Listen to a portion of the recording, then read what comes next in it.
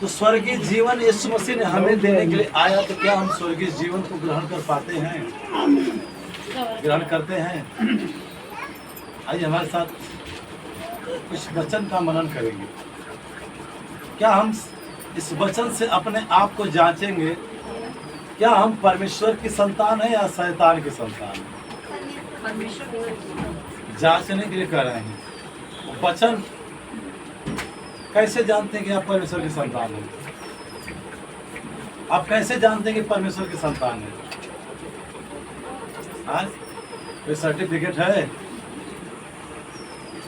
कुछ है? नहीं है? है। निकालिए ये कि यूहन्ना अध्याय 3 उसका 1 वचन से शुरू करिए। आइए देखते हैं कि हमें क्या हम शैतान की ओर से हैं या परमेश्वर की ओर से हैं। हमारा जीवन धार्मिकता में बीतता है या पाप धर्म में जाता है? अध्याय 3 वचन 1।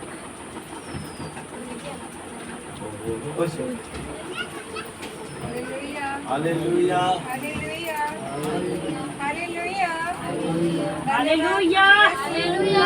धन्यवाद प्रभु यीशु, धन्यवाद परम पिता परमेश्वर। हालेलुया। हालेलुया।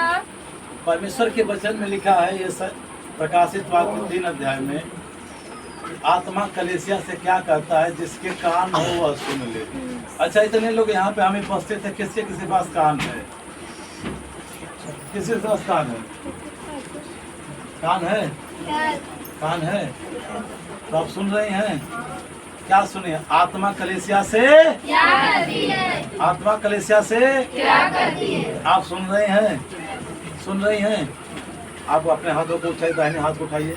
हे प्रभु यीशु, हे पिता, आज मैं अपने कान को तेरे वचन की ओर लेके आते हैं, तेरे वचन की ओर लेके आते हैं, ताकि पिता जो वचन का बीज बोया जाए कान के द्वारा मेरे हृदय में आए, ताकि मेरा जीवन बलवंत और आशीषित हो। हे पिता, शत्रु शैतान की आत्मा वचन सुनने से रोकती है, उसको निगलेक्ट कर बाहर करते हैं यीशु के नाम में।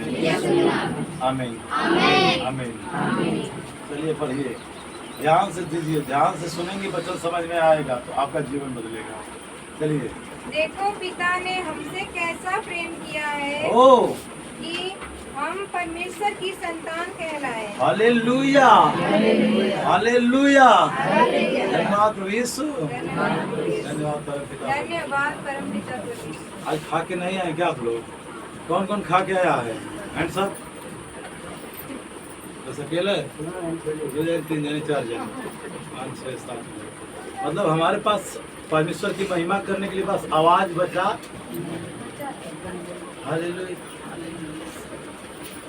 हमने कहा है जैसा तुम बोओगे वैसा।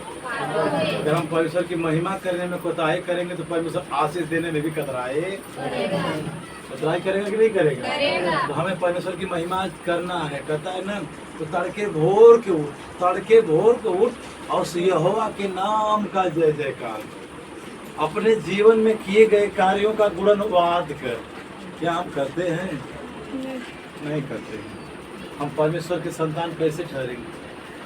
अपन भला भला जग माही तुहार भला हो चाहे नहीं। हमारा भला हो गया, धन्य है, हम ठीक है भैया। हाँ भैया, हम भला चंगा है। बस यह नहीं कि हमारे पड़ोसी, हमारा कोई बीमार है, उसके पास जाएंगे, बहनी जा, ये बहनी तुम्हारे गोड़ पर थी तो जा। हम कहीं नहीं देखा हमारा जीवन बदल तो हो जाए, वो वचन सुनो तो खाली प्रार्थना हो तो जीवन बदल जाए।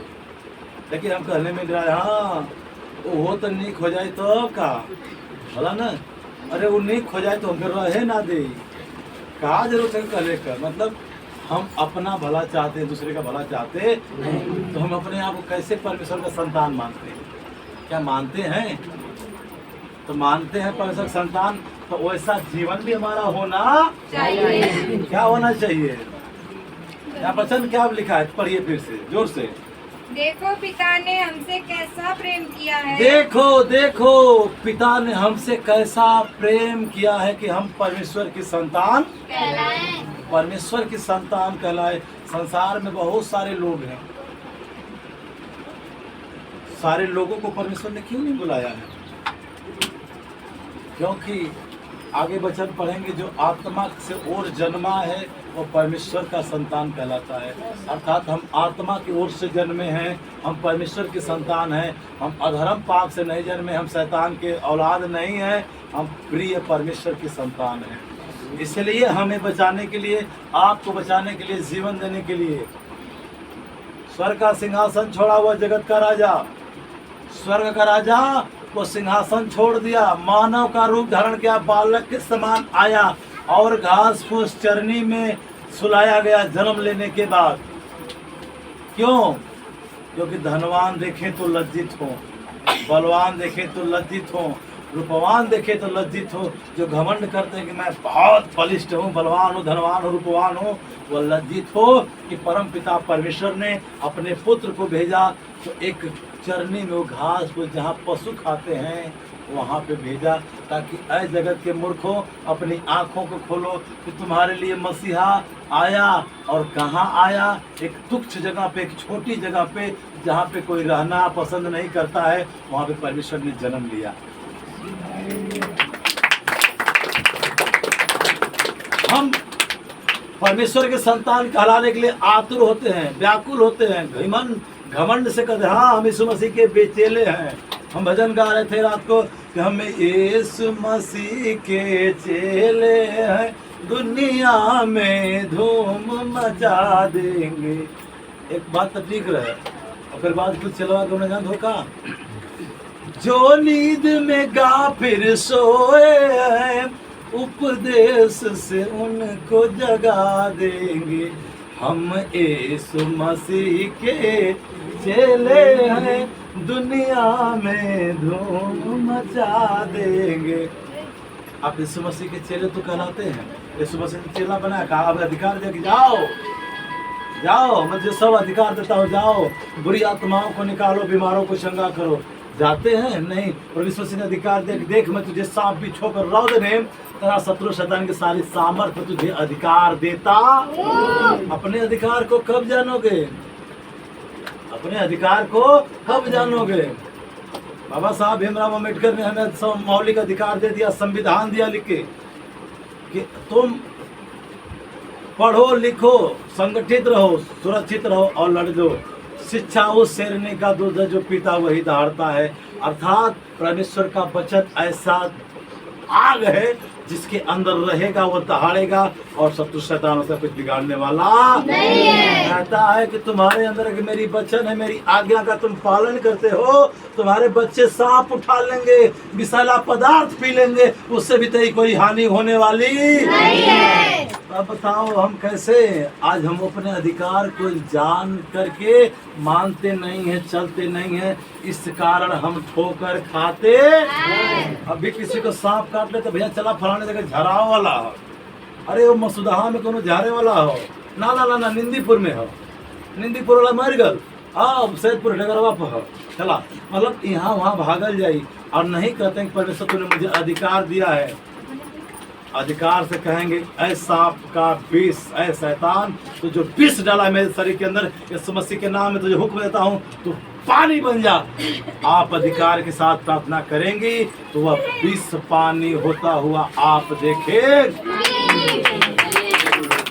तो प्रभु ने कहा है मैं यहोवा तेरे मुख के फल का। आप आराधना करते हो, प्रार्थना करते हो, साधना करते हो, तो जो आप कहोगे परमेश्वर आपकी सुनेगा और आशीष देगा। आपको आशीष का वारिस ठहराया है परमेश्वर ने कि आप आशीष पा रहे हो, ले लो और लेकर के आशीष को कहता है तो सेत मेत में पाया है और सेत मेत में